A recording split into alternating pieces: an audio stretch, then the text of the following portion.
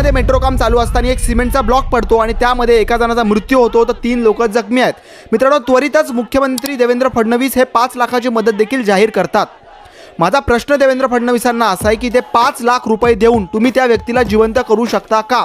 मित्रांनो, खरं तर ह्या देशामध्ये आपल्या असं झालेलं आहे ना की आपण जर सकाळी घरातून निघलो तर आपण सुखरूप ऑफिसला पोहोचू की नाही, आपल्या कामाच्या ठिकाणी पोहोचू की नाही हेही आपल्याला माहीत नसतं आणि पुन्हा एकदा घरी येताना आपण सुखरूप येऊ की नाही हेही आपल्याला माहीत नसतं. अनेक वेळेस ह्या मेट्रोच्या कामामुळे ट्रॅफिक जाम होतो. मेट्रोमुळे अनेक खड्डे रस्त्यात पडलेले आहेत, त्यामुळे अनेक बायकर्स त्या ठिकाणी पडतात, त्यांना इंजुरीज होतात, त्यामध्ये अनेक लोक दगावले देखील आहेत. पावसाळ्यामध्ये ही घटना अधिकच वाढते, पण अजूनही काही उपाययोजना यावरती केल्या गेलेल्या नाहीत. एका इंटरव्ह्यूमध्ये महाराष्ट्र राज्याचे नगरविकास मंत्री बोलले होते की आम्ही लवकरात लवकर मुंबईचे सर्व रस्ते हे कॉन्क्रिटाईज करू, म्हणजे सगळे सिमेंटचे रस्ते करू. झालेत? नाही झाले.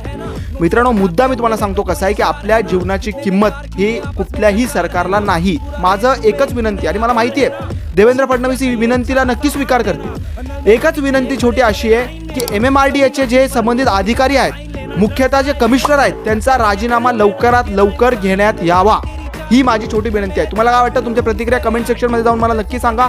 भेटूया पुन्हा एकदा नवीन व्हिडिओच्या माध्यमातून. तोपर्यंत जय हिंद, जय महाराष्ट्र.